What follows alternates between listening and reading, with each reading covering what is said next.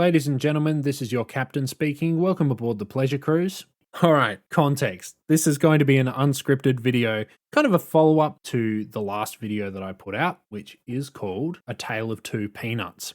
This was a video about VTubers, specifically about the burnt peanut, and comparing him to the Japanese streamer Peanuts-Kun, and essentially getting at these bigger ideas around authenticity and who gets to be considered authentic and real in the streamer space. That's kind of the Cliff's Notes for that whole hour and 45-minute video. I'm fairly happy with how it turned out. There are definitely some technical things I wish were a bit better, but you know, I worked on it for quite a long time, and at a certain point, you just have to get rid of the thing. You can't let it just sit there and keep getting polished forever. So I decided, you know, enough was enough. I put it out, and I got some pretty alright feedback when it initially dropped. Several people saw it and really enjoyed it and really appreciated it, which I liked. And then I got a certain commenter, I believe Haruko-san, who was a Japanese fan of Peanuts-Kun, who actually turned up and watched the whole video and gave some really positive feedback as well. I really appreciated that, and that was really quite cool. And then they ended up posting about this video on X, and it actually got quite a lot of traction over there, at least compared to what most of my stuff gets, which was incredibly surreal and incredibly strange and super cool as well, I want to be clear. Thank you so much for everyone who watched the video. All of the JP Peanuts-Kun fans. I did not expect you folks to turn up at all. That was not on my radar. That was not something I was prepared for. But you did, and you've been really, really positive about the video, really supportive, and you've engaged with a lot of the conversation I wanted to have in the video as well. It's really cool to see. My whole attitude towards how this video came out was that I wanted to essentially make something that was comparing Burnt Peanut and Peanuts-Kun as a bit of a stealth way to kind of smuggle a discussion of Peanuts-Kun into something that was going to be a bit more popular, at least in my head, because the Burnt Peanut, for those of you not in the sort of Western circles, has been very contentious and very popular to dunk on or make fun of, or just generally kind of pull apart, because he's got a lot of baggage and a lot of issues, which I go into in much more extensive detail in the actual video. However, he was a very convenient way to get people to click on a video that was potentially going to be about someone who I think is much more interesting, that being Peanuts-Kun, who I've had a bit of a rocky history with. When I first got introduced to Peanuts-Kun stuff, I really didn't like it. I thought it was really, really strange and just did not get it at all. And that kind of changed slowly over time. Like, I warmed up to some of his stuff, but I still, you know, had some misgivings, and I was like, oh, he's weird, but I guess he's got a couple of good songs. And then that slowly became like, oh, maybe he's got a couple more good songs, and oh, I guess some of this stuff's pretty funny. And then slowly over time, I sort of warmed up to him to the point now where I genuinely think his work's pretty great. It's a bit all over the map, but like, I think when he nails it, he really does make stuff that nobody else makes. And I was hoping to be essentially a person who was bringing this subject to as many eyeballs as possible. There is a little bit of knowledge of Peanuts-Kun in the West, but not a massive amount. Like, he's not really crossed over like that. TouPea in general hasn't really managed much in the way of overseas enjoyment, and that's probably for a lot of reasons, but I wanted to at least, you know, give people the opportunity to learn about them. And it seems like I did a good enough job, or at least got into the right circles for a lot of Peanuts-Kun's actual fans to turn up. Not so much the Burnt Peanut fans or the Burnt Peanut haters that I was expecting, who were going to talk about him as the more quote-unquote popular billing. It was actually the niche streamer that got people interested in the video. It seems like a lot of the people coming from that side of things pretty much skip right to that part of the video. They don't want to hear anything about Burnt Peanut. And to be honest, even though, you know, I did put a lot of work into that part of the video, like all of it, I guess I kind of get it. You know, you don't want to hear about that guy, and I don't want to subject you to that guy. So you do have my blessing to skip all of that segment. I mean, pretty much it can be summarized as he's popular because he's a loud drop kick, and a lot of people want to watch someone just be an asshole on camera. So, you know, you have my blessing. If you just want to hear about Peanuts-Kun, that's all good with me. But of course, while I am obviously very grateful for the support I have got for the video, it still hasn't really reached into the people I expected. And long term, that is the goal. I want to get more people in the Western VTubing sphere to be interested in Peanuts-Kun, because obviously I think he's got a lot to offer. So I feel like maybe we might have to do a little bit more on that front. Maybe this video will not be reaching those people as of right now, but the future is a magical place, and maybe something could happen down the line. So to that end, I would like to create this little addendum to the previous video that is going to be effectively the next step. For those people who managed to watch my video all the way to the end and found themselves somehow being tricked into being convinced that they want to watch more Peanuts-Kun, but they only speak English, what are their options? That's kind of a hard question. Most of the time when Peanuts-Kun gets any kind of translation, it's a situation where he's doing a collaboration with somebody else and the clipper is a fan of that someone else. So he just happens to be there and effectively gets clipped by happenstance. And that's okay if you want to get a rough idea of what he's like, but it's not really much to work with if you want to actively look into his work in the way that I sort of encouraged in the video. To do that, you're going to have to be a bit more specific, and hopefully with this little extra addendum video, I can point you in the right directions to make it a little bit easier to find some good Peanuts-Kun content that's actually, if not in English, then at least accessible to someone who only speaks English. I'm sure if any of the JP viewers are still hanging around, they will be able to give us plenty of extra information, plenty of extra advice on this front as well. Feel free to defer to the comments. I'm sure there's going to be a lot of good stuff there. But for the sake of just getting us off the ground, I'll start off with a few basic recommendations of where to start with Peanuts-Kun. Okay, so the first words out of my mouth have to be TouPea Christmas. Was brought up in A Tale of Two Peanuts, and it remains some of Peanuts' most enduring work. It's not a bad place to start at all, and the fact that it's famous means that it does have quite an extensive clipping history. The one I always point people to is All You Need to Know About TouPea Christmas 2018 to 2023 by the channel Garnico. English subtitles through the whole thing. It intersperses a lot of reactions and extra pieces of contextualizing information, so you'll be kept up to date with a lot of what was going on at the time. It is a decently long watch because you're going through several years of context, but if you can sit through the whole thing, you will have a very good understanding of the TouPea Christmas mythos. Most of the in-jokes are going to turn up there. Most of the general kind of reactions and bits and pieces like that are all going to be included in that. That's a really good place to start if you just want to understand TouPea Christmas. Of course, from there, you can go listen to 2024 and 2025, which have been clipped by a different channel. I'll put them on the screen. They won't give you quite as much context, but at that stage, you probably won't need quite as much. You'll kind of know how this works, so you can just jump in and have a look. And then, of course, is the very important business of picking which ones you really like and your favorites and all the rest of it. I can say for me, I am very partial to 2023, 2024, 2025, and 2021. But, you know, go form your own opinion or whatever you kids get up to. Yes, if you're wondering, it is essential to have Toya's reaction to a lot of this stuff. I would argue that that is the intended environment to experience the TouPea Christmas songs. It's supposed to be a whole moment with Peanut and Chat and Toya and everyone kind of reacting to it and just sort of seeing how it all plays out live. So that's the way I would recommend looking at it first and then coming back to it if you like the song.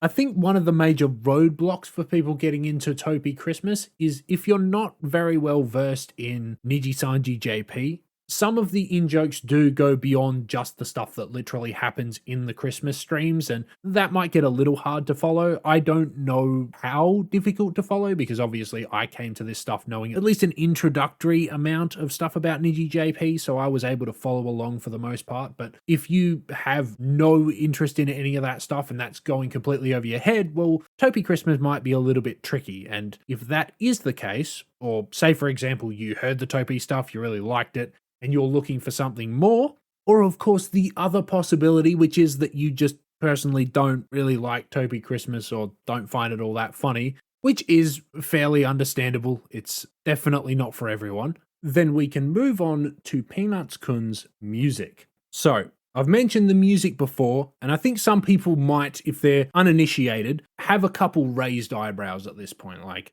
okay, I saw his whole story in the video, but are you trying to tell me that that guy makes good rap music, dressed like a peanut? Are we seriously going to make that case? And the answer to that question is a yes. By the way, Peanuts-Kun is really good at what he does. But I do want to clarify what exactly he does so we know what we're talking about. I want to make sure your expectations are in the right places so you kind of know what he's going for. Peanuts-Kun broadly is a pop rapper. Like if I had to put him in one particular box, it would be that.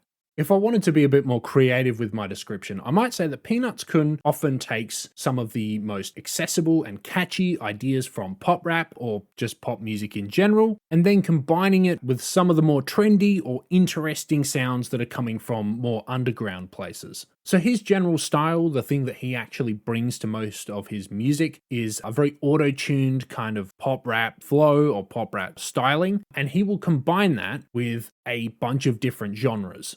Most of them are obviously going to be fused with trap because that's still one of the most prevailing pop rap sounds at the moment. But Peanut's going to grab stuff from pop punk, he can grab stuff from digicore, obviously a bit of breakbeat or like drum and bass. He can pull out some weirder, more like abstract hip hop beats every now and then. He'll go back to older styles of pop rap like crunk. And on the new record, Teleclub too, he has basically a straightforward dance song with Bancho from Hololive. And all of this genre hopping stuff really comes together for a couple of very straightforward reasons. Number one, Peanut has a fantastic team backing him up. His production, his mixing, his mastering, all of the technical sides of a Peanuts-Kun record are invariably pretty fantastic. Even when his stuff is a bit more rough around the edges, it's done so very deliberately. His music is just very intentional. And when it wants to go a bit more high gloss and sound really, really professional, then an album like Teleclub 2, for example, sounds absolutely immaculate. It's a really, really well mixed and mastered pop rap record.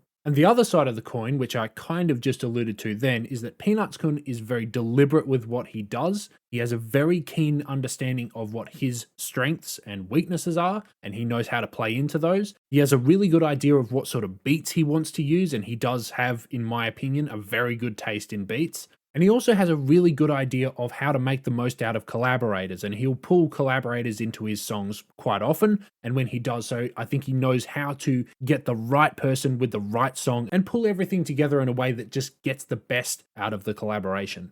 That's not to say he has a flawless batting average. He's definitely had songs that I don't particularly get into. But even in those cases, most of the time, I can kind of see what he's aiming at and generally get the idea of it. I just don't get why exactly. The voice might be a tough sell for certain people, which I understand. Personally, my experience was that just listening through a full album, kind of get used to it. Rap music has had a long history of weird voices, so it's not actually quite as hard to get used to as you might think. It is worth giving a fair shake to see if it does grow on you, or at the very least you end up not minding quite so much. But if it turns out that it's just too much of a turnoff, well, I get it. So, with stage now set, I can run you through some of my personal favorite Peanuts-Kun songs as a bit of a primer. Hopefully you enjoy some of them. And I want to kick off a bit of a late entry to the list. This is an honorable mention. This is not going to be one of my personal favorites because I haven't really listened to it all too much. This was suggested in the comments section of the Tale of Two Peanuts video.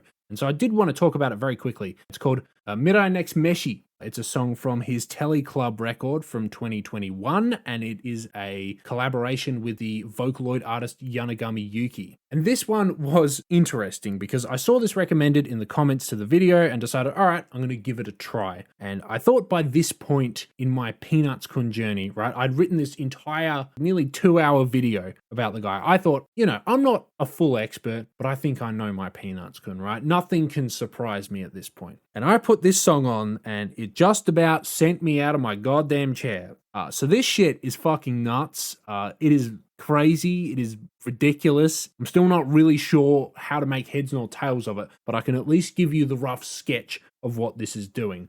So the big narrative around this song is that it is a parody of VTubing. That's kind of the way it was sold to me and the way that it's been talked about since from digging around that I did. The basic premise is already kind of insane. The beat is kind of really annoying and quirky and weird, but I think that works for what the song's trying to do. And the lyrics are actually a diss record, but the diss is both Peanuts-Kun and Yanagami Yuki, who's using Hatsune Miku. Each of their verses are dedicated to essentially dissing their creator, is essentially the premise. So Peanuts-Kun, that means dissing Anipoko, and for the Yanagami Yuki verse, that means Miku is dissing Yanagami Yuki. For all my English speakers, the title translates to Future Next Meal, which is actually relevant to the lyrics, mainly on the hook, but I guess the whole song really. There's one particularly infamous line on the hook in which Peanuts-Kun actually references a company, a defunct company called Meat Hope,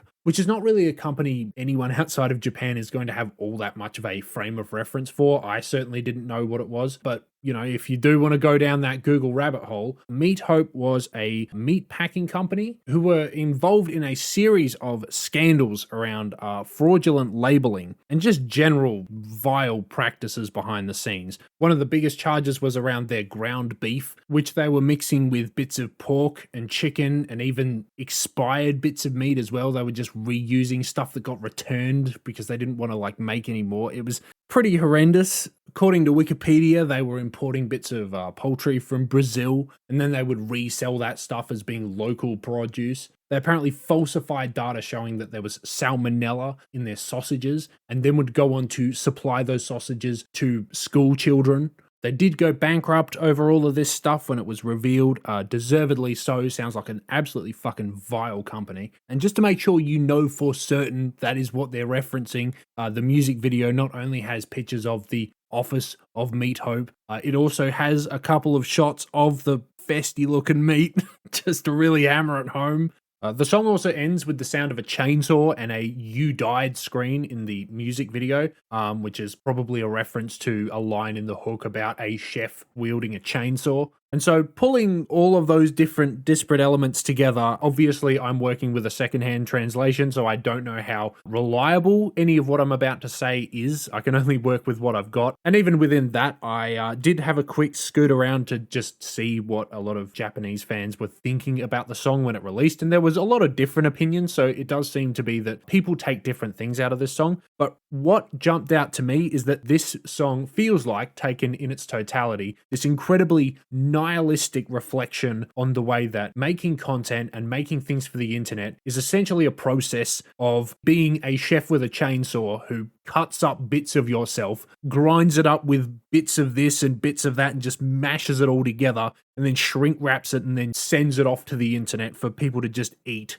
which is a very nihilistic sentiment. It's hard to know how seriously the song's supposed to be taken. There's definitely parts that are clearly a joke and clearly supposed to be ridiculous and over the top. But also there seems to be at least some kernel of honesty to it, even if it's just a case of, oh, well, they don't fully believe it, but it's kind of true, you know, if you look at it in a really dark, cynical lens. It just kind of feels like it's making a dark mockery out of making things for the internet and making things for other people to consume, and the way that that kind of just butchers your sense of self to a certain degree. Most VTubing art doesn't play in this line of really cynical, nihilistic, laughing at how pointless everything is. Like, you know, a lot of anime stuff is all about finding hope and finding happiness, and this is just a holistic rejection of that, whether it's intended as fully serious or not. And it did prompt a lot of strong reactions, like, of course, as was mentioned in the original comment that put me onto this song, Sakino Mito, a few years after this came out, actually decided to essentially release a song that was kind of a pushback on everything that this song represents. Like, she wanted her opening track to 310p hertz to legitimately just be anti whatever this is. She wanted to be more optimistic or hopeful, or just deconstruct this whole dynamic between the author and the audience in a way that didn't come to the conclusion that it's all pointless and a waste of time, and that doing this for your job essentially is just grinding up your body until there's nothing left. All of that discussion and explanation aside, I'm happy to call this song a bit of an honorable mention. I haven't really listened to it enough to really know how I feel about it long term, and it is kind of one of those songs that I feel like I'm going to have to be in the right mood for to fully get into. But without a doubt, an essential song in his catalogue, and I do think you should check it out, even if it does end up a bit too sour for your taste. But okay, let's pick up the pace a bit and keep on moving. My 10 favourite Peanuts-Kun songs that you might also enjoy. Alright, number 10, I'm going to grab Yellow Big Header from Bloodbag Brain Bomb. Just a super catchy and super distorted pop trap and pop punk banger, slaps. For number 9, I'm going to grab Dance on the Table, a collaboration song. It's energetic and fizzy and colourful and bright. Really fun, bouncy sound design on this one as well. Plus, we're talking about one of the best choruses on any Peanuts-Kun song.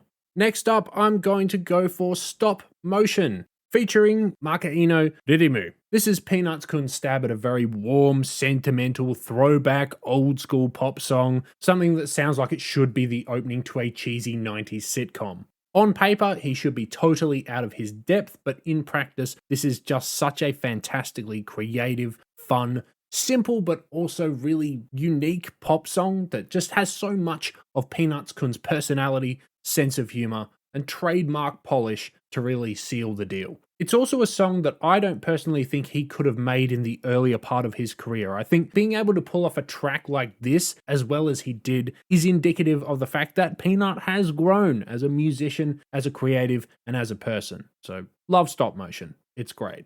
Alright, next up at number 7, we are going to go with a ghostly, interstellar trap banger, Unreal Life, with Ichimatsu Suzuka.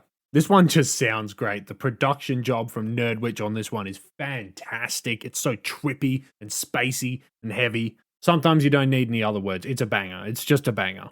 Going over to number 6, we have Pet Bottle Rocket, of course, from Walk Through the Stars. I already talked about this song at length in my Tale of Two Peanuts video, so I don't really have much more to say about it. It is a fan favorite for good reason. Pet Bottle Rocket is great. Number 5 is going to be Room Runner.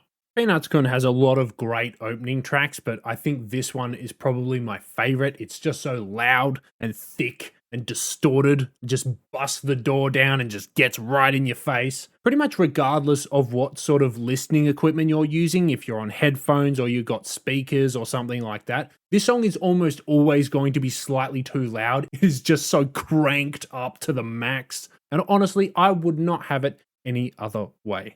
He managed to make a good song about staying on your grind set.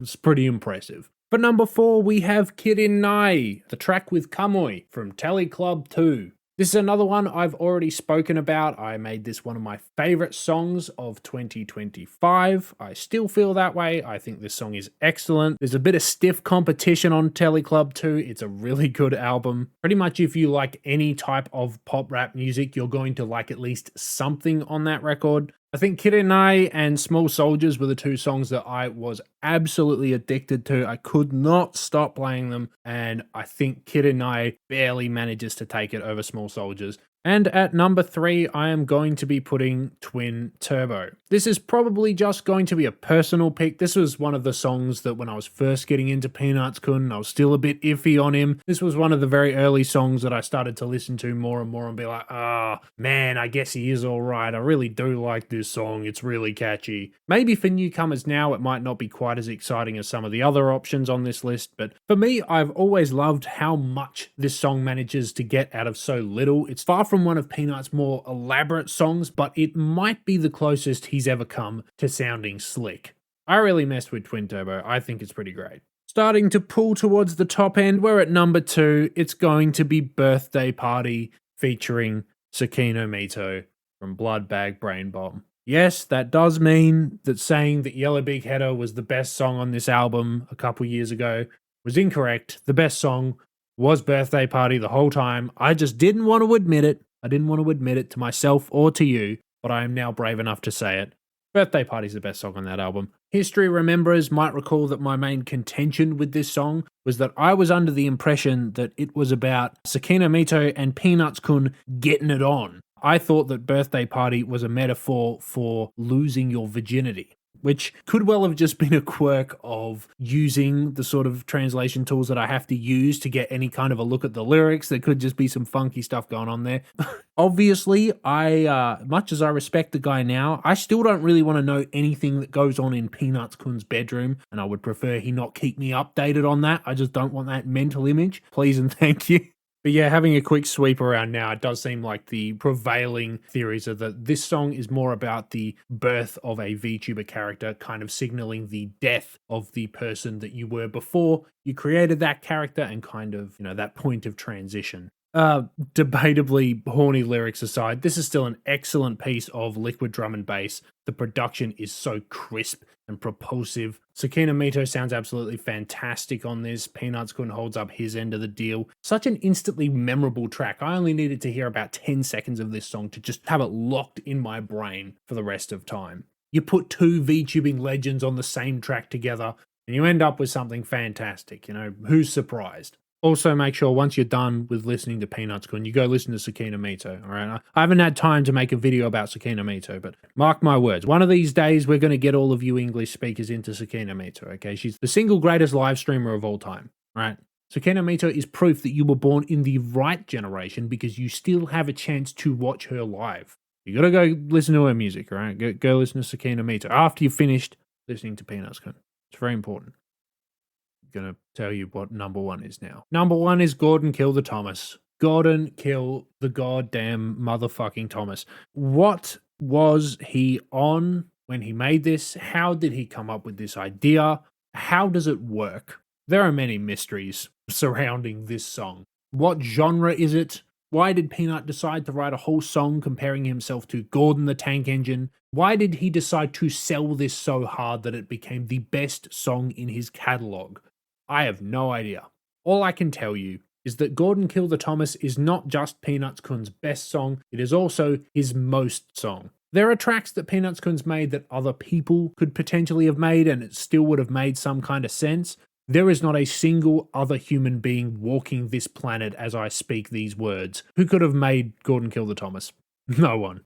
To take a concept that is this ridiculous on its face and to give it so much attention and care and so many details about your own personal life and tying the whole thing into your broader ethos for making art and how you want to be moving in this industry as this just unstoppable force. You kind of have to just sit back in awe of the sheer fucking temerity of a song like this. It's not just that it's a ridiculous concept, but the fact that it's a ridiculous concept and he's selling it so hard and beating you in the face with it is kind of underscoring the whole point of the song. Peanuts-Kun does whatever the fuck he likes. And if you don't get it, then you can get the hell out of the way.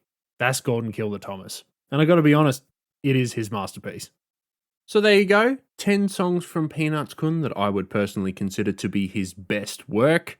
Definitely give each of those a try. If you happen to be more of like an albums person, that's kind of how I am sometimes, I would say go for Blood Bag Brain Bomb from 2024. I think that one serves as a nice cross-section of Peanuts-Kun's most poppy instincts, but also having some of his weirder stuff without getting too far in either direction. I think it's a really good onboard point. And you know what? In for a penny, in for a pound, let's talk about Peanuts-Kun's other hip-hop project, the one he has with his buddy Yagi Highleg. That's of course Leotard, Buta, and Yagi Highleg. In the Tale of Two Peanuts video, I believe I referred to it as his commercially unviable music or his weird rap stuff. This is very much more for people who are really into underground rap music or alternative rap. For most people, I'm going to recommend Peanuts-Kun stuff over this because I think it's a bit more accessible, but if you really like rap music and you're going to be more interested in stuff that's a bit more weird, a little bit more experimental, you want to see what this guy can do when he's really trying to make something to impress you rather than just be catchy, this side of his work might actually be more up your alley. Just going to skim through these songs pretty quickly because there's not a massive amount to say about them apart from they sound cool, the rapping's good, etc. They're very straightforward in what they're trying to do. Oh yeah, and Peanuts-Kun is the pig, in case that's not been made clear. It's a pig and a goat, and Peanuts-Kun is the pig. So, sorry, some people might not know that. First cab off the rank here, I am going to grab Leobuta Kai Tai Show from False Memory Syndrome. Whether this counts as an LBYH song is maybe a little bit up in the air, so I'm going to make it a unofficial number 6 in case people say, oh no, it has to have both of them to count. But on all the streaming services, this is considered a Leotard Buta song, so it's not a Peanuts-Kun song, even though it's on a Peanuts-Kun album. Song's great, so kind of sounds like an LP beat, which is going to get you very high marks around here. Next up, I'm going to grab Real Leotard from Odin. After that, we can go for Bug Life from the Bug Life split. Then number 3, I'm going to go for Stalchi. Number 2, I'm going to go for Control-Alt-Delete. And of course, my favorite is going to be Kanan's Son from Highleg. The chemistry on this track is just unmatched. It's fucking excellent. And with that, I feel like I can now finally say that I have said every single thing I have to say about Peanuts-Kun for the time being.